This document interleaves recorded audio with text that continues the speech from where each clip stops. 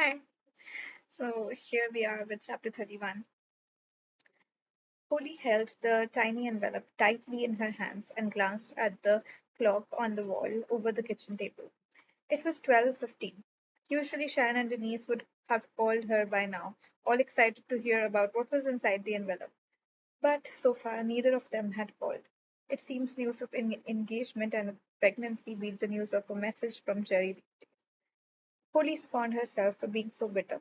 She wanted to be back in the restaurant right now, celebrating their good news with them, like the old Polly would have done. But she couldn't bring herself even to smile for them. She was jealous of them and their good fortune.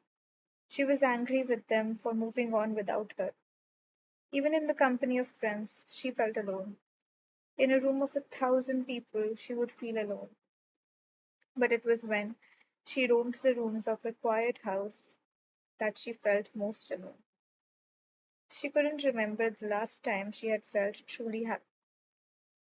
When somebody or something caused her to laugh so hard, her stomach pained her and her jaw ached.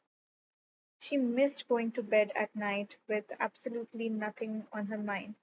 She missed enjoying eating food instead of it becoming something she had to endure in order to stay alive.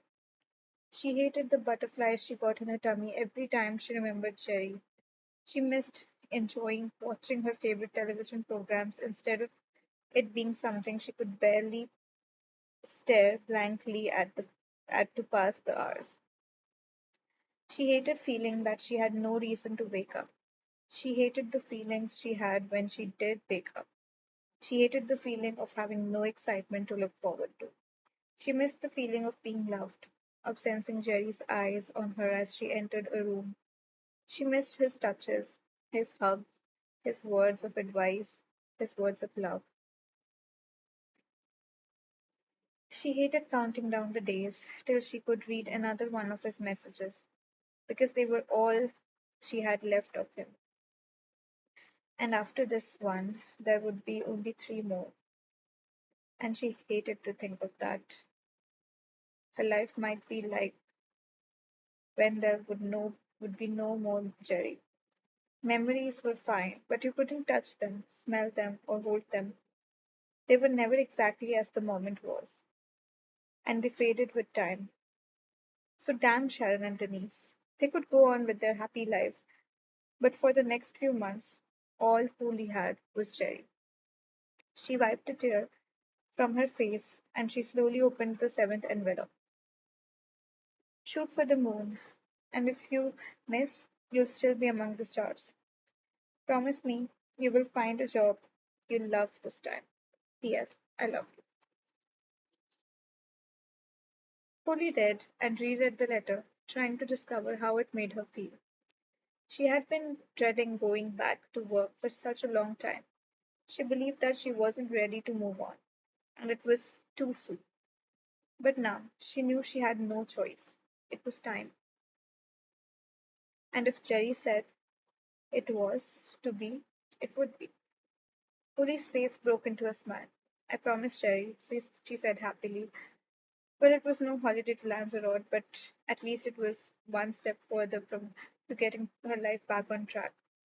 She studied his writing for a long time, after reading it as she always did, and when she was satisfied with the fact that she had analyzed every word, she rushed over to the kitchen drawer, took out a notepad and pen, and began to write her own list of possible jobs. List of possible jobs. Number one, FBI agent. I'm not American, do not want to live in America, have no police experience. Number two, lawyer. Hated school, hated study, do not want to go to college for 10 million years. Three, doctor. Ugh, nurse, unflattering uniform. Waitress, would eat all the food. Professional people spotter. Nice idea, but no one would pay me. Beautician, bite my nails and wax as really as possible. Do not want to see areas of other people's bodies. Hairdresser, would not like a boss like Leo. Retail assistant, would not like a boss like Denise. Secretary, never again. Journalist, can't spell properly enough. Ha ha, should be comedian. Reread last joke wasn't funny. Actress could not possibly outdo my wonderful performance in the critically acclaimed Girls in the City. Model, too small, too fat, too old. Singer, rethink idea of comedian. Number 12. Hotshot advertising businesswoman in control of her life. Must do research tomorrow. Holly finally collapsed onto her bed at 3 in the morning and dreamed of being a big hotshot advertising woman, making a presentation in front of a huge conference table on the top floor of a skyscraper overlooking Grafton Street. Well, Jerry did say shoot for the moon. She woke up early that morning, excited by her dreams of success, had a quick shower, beautified herself, and walked down to her local library to look up jobs on the internet. Her heels made a loud noise on the wooden floor as she walked across the room to the librarian's desk, which caused several people to look up from their books and stare at her. She continued clattering across the huge room, and her face flushed as she realized everyone was watching her. She slowed down immediately and started to tiptoe so as to not attract any more attention. She felt like those one of those cartoon characters on TV who hugely exaggerated their tiptoeing, and her face flared up even more when she realized she looked like a complete idiot. A couple of school kids dressed in their uniforms who were obviously playing trot for the day sniggered together as she made her way past the table. Shush! The librarian scowled at the school kids. Polly decided to keep on walking and quickened her pace. Her heels clicked loudly on the floor and echoed around the room, and the sound got faster and faster as she raced to the table in order to end this humiliation. The librarian looked up and smiled and tried to appear surprised to see someone standing at the counter, as if she hadn't heard Holly thudding across the room. Holly whispered, I was wondering if I could use the internet. Excuse me, the librarian spoke normally and moved her head closer to Holly so she could hear. Oh, Holly cleared her throat, wondering what happened to having to whisper in libraries. I was wondering if I could use the internet. No problem. Just over there. She smiled, directing her over to the row of computers on the far side of the room. It's €5 for every 25 minutes online. Holly handed over her last €10. It was all she had managed to take out of her bank account that morning. She had kept a long line of people waiting behind her at the ATM as she worked her way down from €100 to 10, the ATM beeping embarrassingly every time she entered a sum of money to let her know that she had insufficient funds. She couldn't believe that was all she had left, but it had given her even more reason to go job hunting immediately. No, no, the librarian said, handing back the money. You can pay when you finish. Polly stared across the floor to the computers. She would have to make another big noise just to get there. She took a deep breath and raced over, passing rows and rows of tables. Polly nearly laughed at the sight of everyone. They were almost like dominoes as she passed, each head rising from a book to stare at her. Finally, she reached the computers and realized that there were there was none free. She felt like she had just lost a game of musical chairs. This was getting ridiculous. She raised her hands angrily at the spectators as if to say, What are you all looking at? And they quickly buried their heads into their books again. Cody stood in the center of the floor between the rows of tables and computers, drummed her fingers on her handbag, and looked around. Her eyes nearly popped out of her head as she spotted Richard tapping away on one of the computers. She tiptoed over to him and tapped him on the shoulder. He jumped, frightened, swirled around in his chair. Here, she whispered. Oh, hello, Holly. What are you doing here? He said uneasily, as though he had been caught doing something naughty. I'm just waiting for a computer, she explained. I'm finally looking for a job, she added proudly. Even saying the words made her feel like less of a vegetable. Oh, right. He turned to face his computer and shut down the screen. You can use this one, so. Oh, no, you don't have to rush for me, she said quickly. Not at all. I was just going doing some research for work. He stood up from his chair and made room for her to sit down. All the way over here?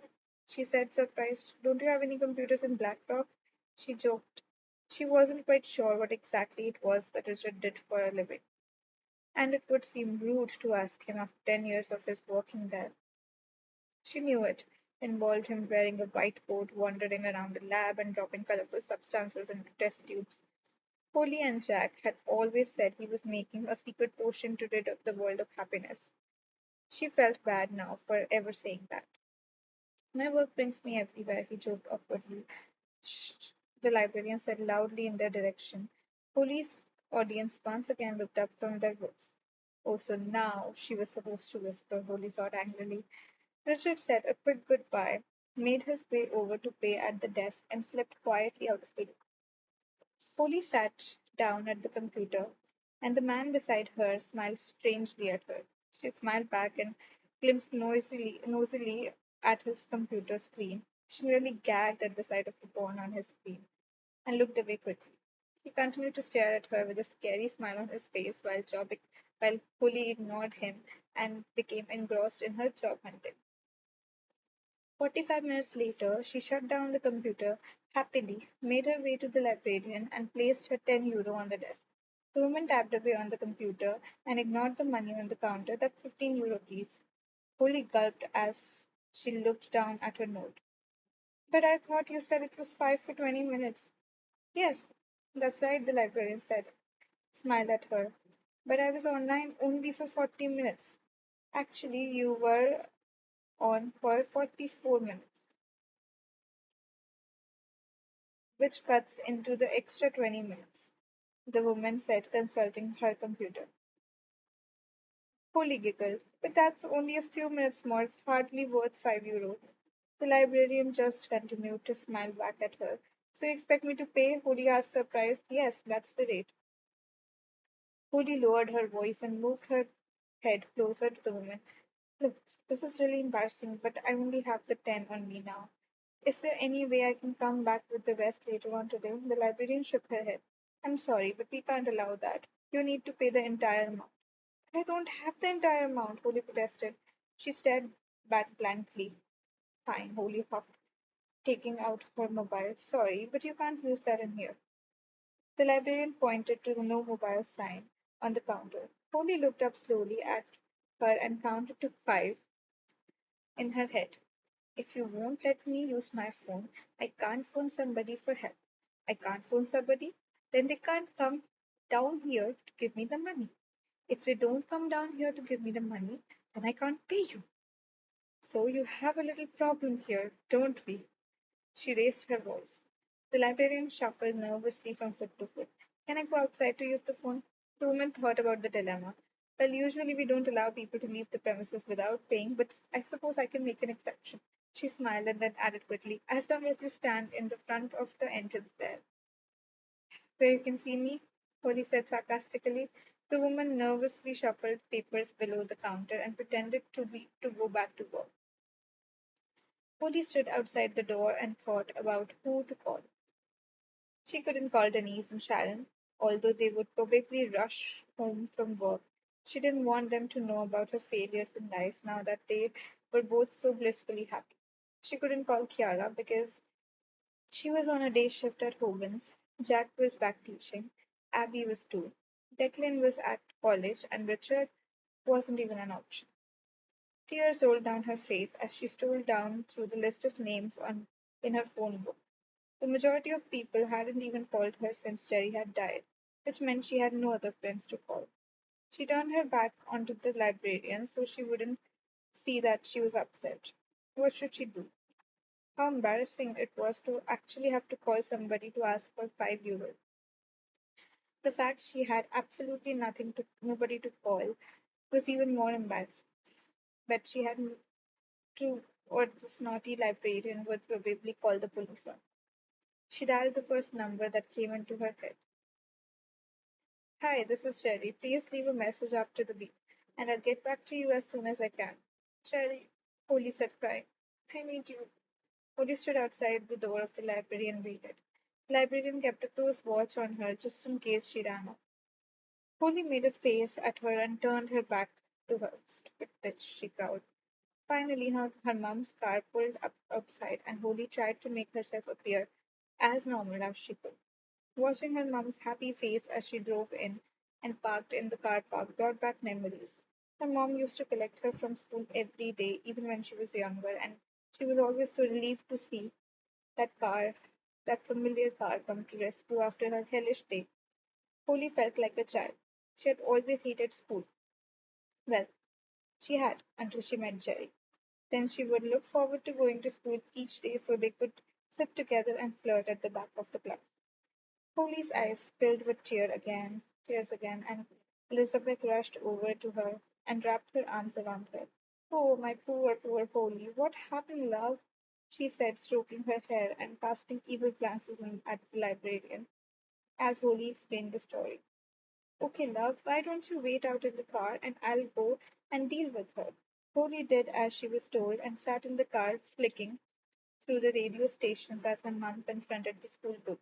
Silly cow, her mum grumbled as she climbed back into the car. She glanced over at her daughter, who looked so lost. Why don't we go home and we can relax? Holly smiled gratefully and a tear trickled down her face. Home. She liked the sound of that. Holly snuggled up on the couch with her mum. She felt like a teenager again. She and her mum always used to cuddle up on the couch and fill each other in on all the gossip in their lives.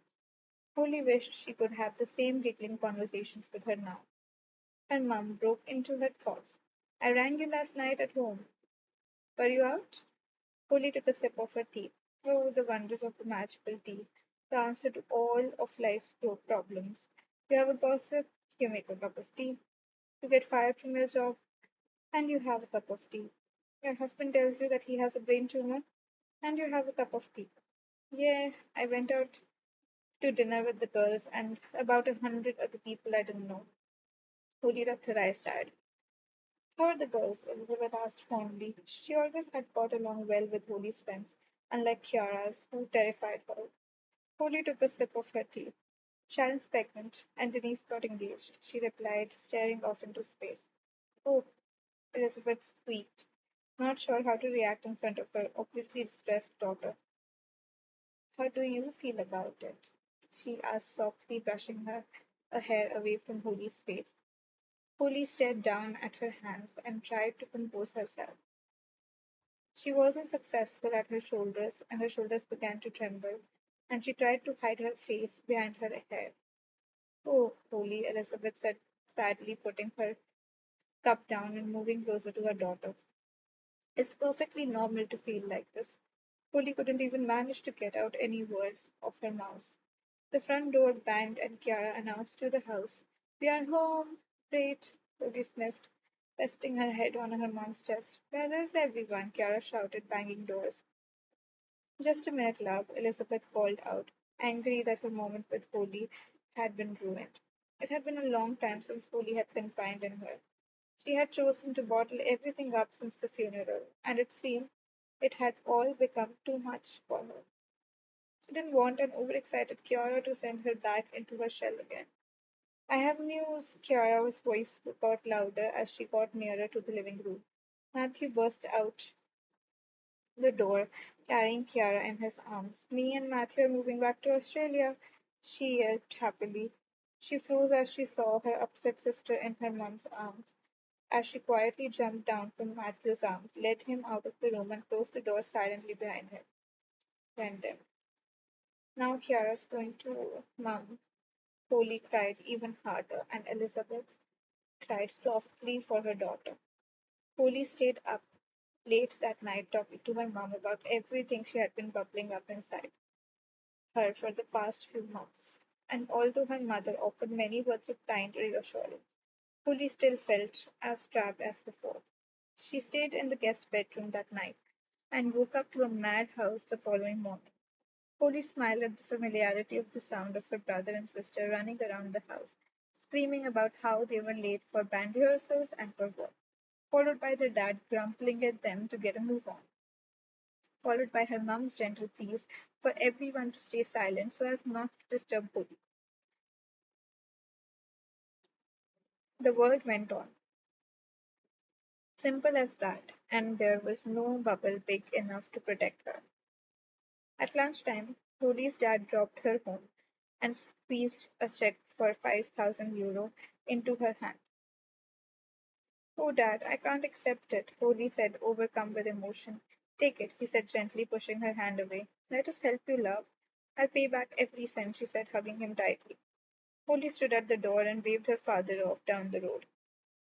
She looked at the check in her hand, and immediately a weight was lifted from her shoulders. She could think of 20 things she could do with this check for once buying clothes wasn't one of them. Looking into the kitchen, she noticed the red light flashing on the answering machine on the table in the hall. She sat at the bottom of the stairs and hit the button. She had 5 new messages. One was from Sharon, ringing to see if she was okay, and she hadn't heard because she hadn't heard from her all day. The second was from Denise, ringing to see if she was okay because she hadn't heard from her all day. The two girls had obviously been talking to each other. The third was from Sharon, and fourth was from Denise, and fifth was just somebody hanging up. Polly pressed delete and ran upstairs to change her clothes. She wasn't quite ready to talk to Sharon and Denise yet. She needed to get her life in order first so she could be more supportive towards them. She sat in the spare room in front of her computer and began to type her CV. She had become an old pro at doing this. Having changed jobs so often, it had been a while since she had to worry about going to interviews though. And it and if she did get an interview, who would want to hire someone who hadn't been working for a whole year? It took her 2 hours to print out something that she finally thought was half decent. In fact, she was really proud of what she had done. She had somehow managed to make herself look intelligent and experienced. She laughed evilly, loudly, hoping she would manage to fool her future employers into thinking she was a capable worker. Reading back over her CV, she decided that even she would hire herself. On Monday, she dressed smartly and drove down to the village in the car she had finally managed to fill with petrol. She parked outside the recruitment office and applied lip gloss in the rearview mirror. There was to be no more time wasting. If Jerry said to find a job, she was going to find a job. That's the end of chapter 31. See you in chapter 32.